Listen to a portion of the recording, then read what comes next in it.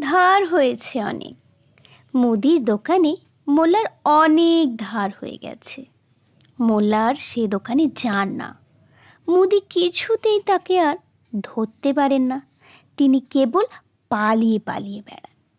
একদিন রাস্তায় মোল্লার সঙ্গে মুদির সামনাসামনি দেখা। পালাবার পথ নেই দেখে মোল্লা বললেন, মিয়া সাহেব, আপনি আমার কাছে কিছু টাকা পাবেন না? রোজই ভাবি দিয়ে আসবো, কিন্তু কিছুতেই আর সময় করে উঠতে পারছি না। মুদি বললেন, বেশ তো, এখনই দিয়ে দিন। আপনাকে আর কষ্ট করে আমার দোকানে যেতে হবে না। আপনি কত টাকা পাবেন যদি একটু বলেন। এভাবে টাকা আদায় হবে ভেবে মুদির আর খুশির সীমা নেই।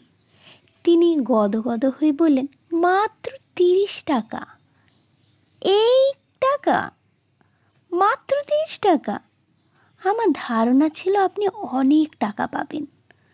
আপনাকে এ মাসে 15 আর আসছে মাসে 15 দিলে আর কত পাবেন? কিছুই তো আর পাওনা থাকবে না, সবই তো শোধ হয়ে যাবে। এবার ভেবে দেখুন, আপনি আমার কাছে কিছুই পান না, হিসেবটা বুঝে নিয়েছেন। এবার আমি চলি, কেমন? মোল্লার এই কথা শুনে মুদি তো একেবারে হাঁ। তার মুখ থেকে আর কোনো কথাই বের হলো না।